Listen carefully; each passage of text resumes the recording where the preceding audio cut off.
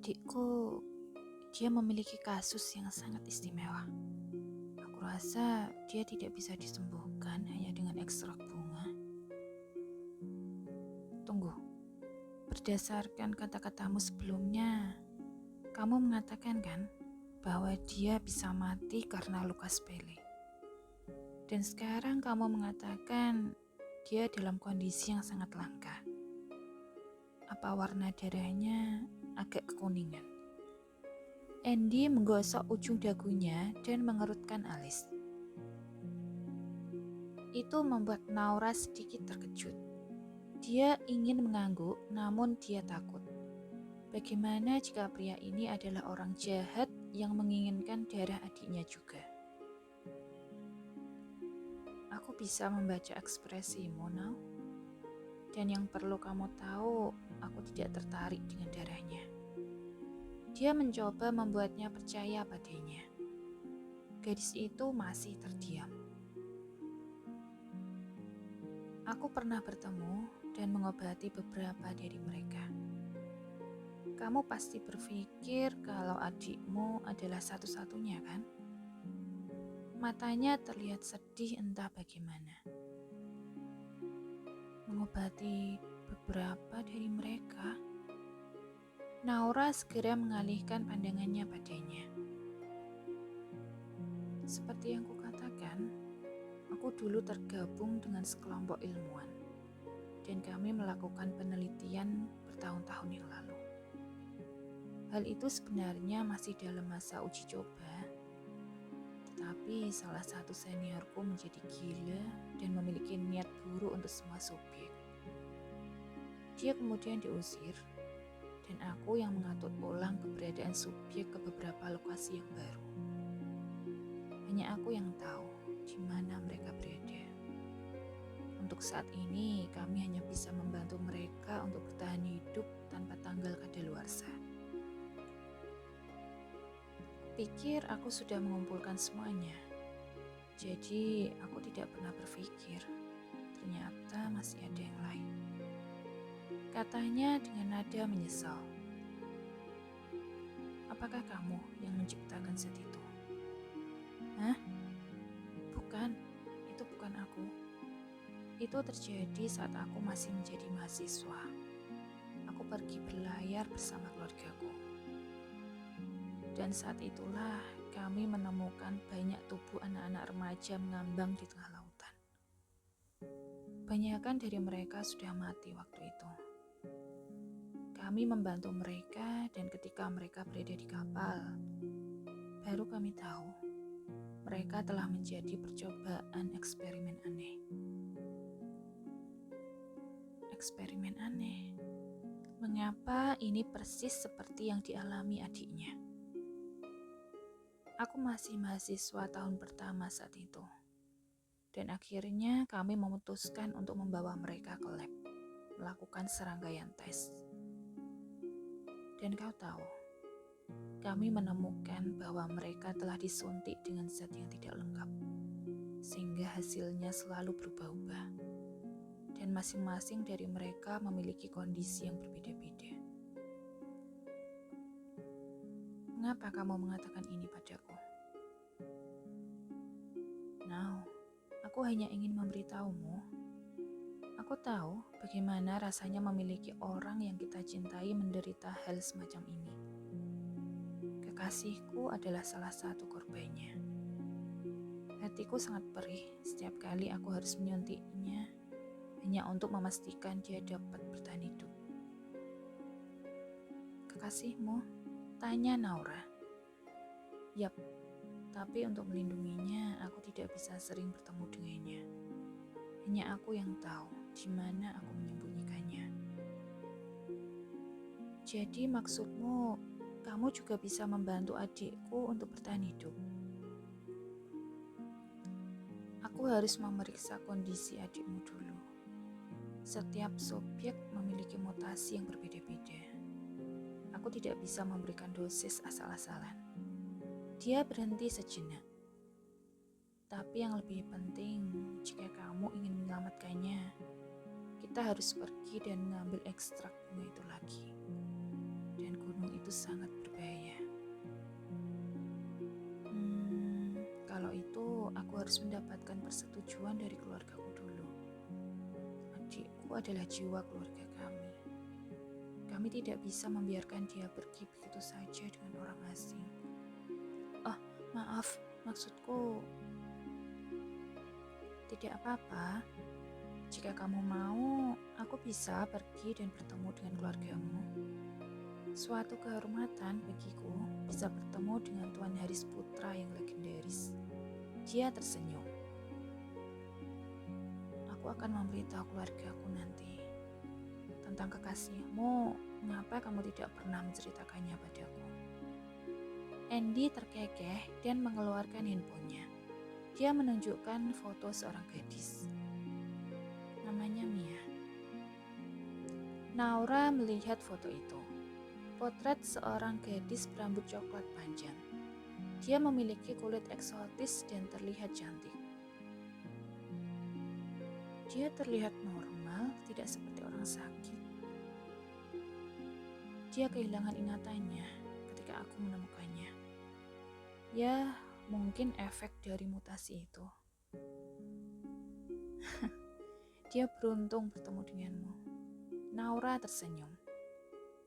Ketika masakannya sudah matang, Naura menyajikannya di atas meja makan. Apa ini? Andy melihat ke piring. Entahlah, kata kokiku, ini adalah nasi Hainan.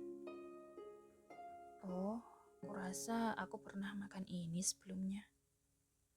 Benarkah? Namun jangan berharap banyak ya dari masakanku. Aku buruk dalam hal memasak. Well, setidaknya kau sudah belajar, Naura. Ucapnya kemudian mencicipi masakannya. Hari berikutnya, Naura pergi bekerja seperti biasa. Dia ditugaskan di bagian botani. Beruntung dia bertemu Andy lagi hari ini. Pria itu masih dalam penelitiannya, sedangkan dia ingin tahu tentang jurnal lama yang dia sebutkan kemarin. Ding ding dong. Perhatian untuk Nona Naura, tolong segera datang ke konter depan. Salah satu rekannya membuat pengumuman yang membuat Naura menatap Andy. Aneh, kenapa mereka memanggilku? Apakah mereka menemukanmu malas? Astaga, itu tidak mungkin, Andy. Aku tidak molor. Pergilah sekarang. Oke, tunggu di sini ya. Ketika melihat Kainan yang berdiri di samping meja konter, dia sedikit mengernyitkan alis. Dia menarik nafasnya dalam-dalam sebelum berjalan ke arahnya. Ya, Tuan. Kainan berbalik untuk melihatnya. Gadis itu mengenakan seragam kerjanya dan tanpa riasan. Nona Naura, apakah Anda memiliki waktu sekarang? Ada beberapa dokumen yang perlu Anda isi. Anda tidak memasukkan nomor kontak Anda, jadi kami tidak dapat menghubungi Anda. Dia berkata. Naura melihat jam tangannya. Maaf, tapi jam istirahat saya sudah lewat. Bagaimana kalau saya datang ke kantor Anda besok saat jam istirahat makan siang? Jam berapa istirahatmu? Jam 12 malam. Kainan mengernyitkan alisnya. Besok ketika jam istirahat, mungkin aku juga tidak ada di kantor.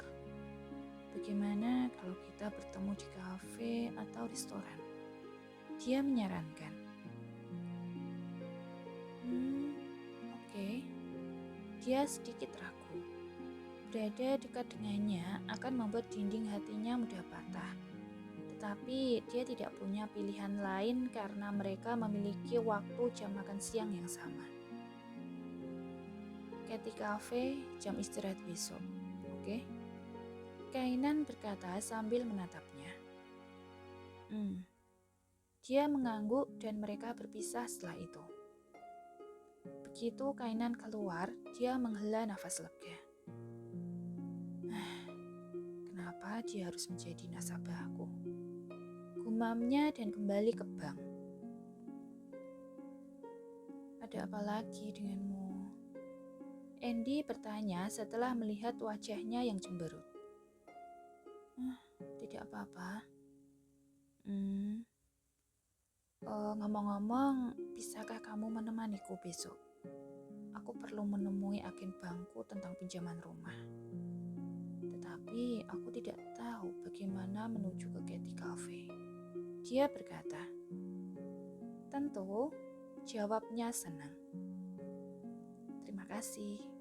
Jadi, sampai mana kita tadi? Naura melihat ke atas meja yang penuh dengan buku lama.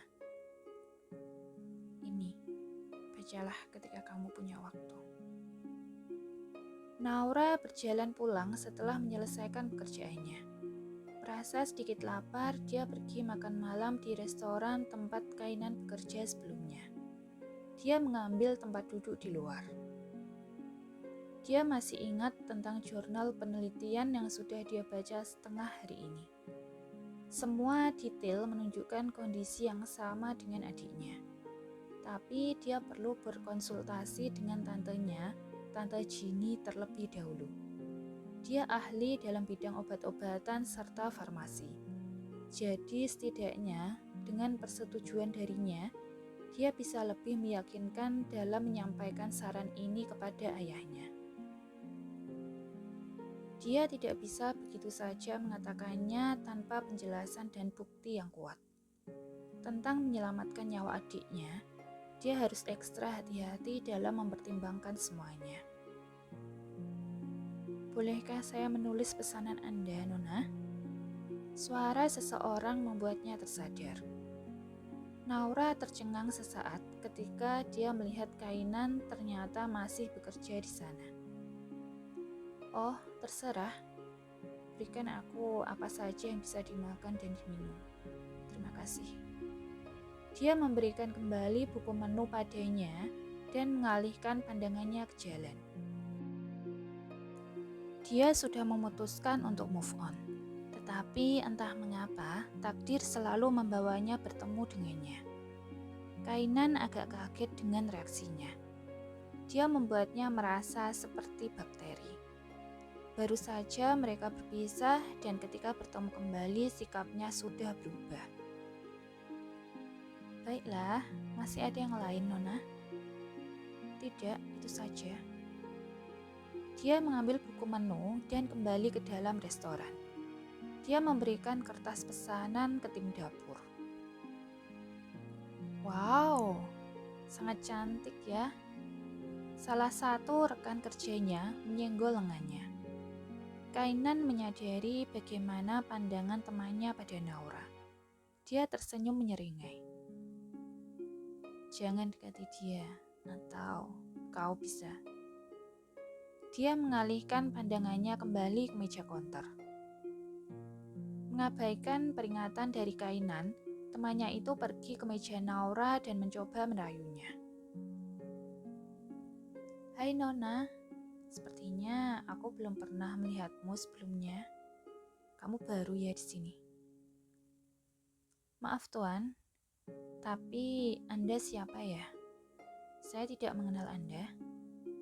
Dia berbalik dan tersenyum padanya. Kainan yang masih bersandar di meja konter menyeringai melihat temannya cemberut setelah kembali ke konter. Sudah aku bilang kan tadi? Tapi dia sangat cantik, men. Aku yakin dia pasti lebih seksi ketika. Sia-sia. Dia kemudian pergi untuk melayani pengunjung yang baru saja datang. Kainan terdiam. Ya, dia memang sangat cantik. Baik memakai ataupun tidak memakai pakaian. Dia memiliki tubuh yang indah yang setiap pria bermimpi untuk mendapatkan pasangan seperti dia. Ding, meja 5 sudah siap. Dia mengambil piring dan membawanya ke meja Naura. Gadis itu masih menatap ke jalanan. Stik sirloin dengan segelas jus jeruk untukmu, Nona. Dia menyajikan makanan dan minuman di depannya. Naura masih tidak menatapnya. Terima kasih, katanya sambil mengambil garpu dan pisau. Dia makan malam dengan tenang. Tanpa dia sadari, ada sepasang mata yang terus menatapnya dalam diam.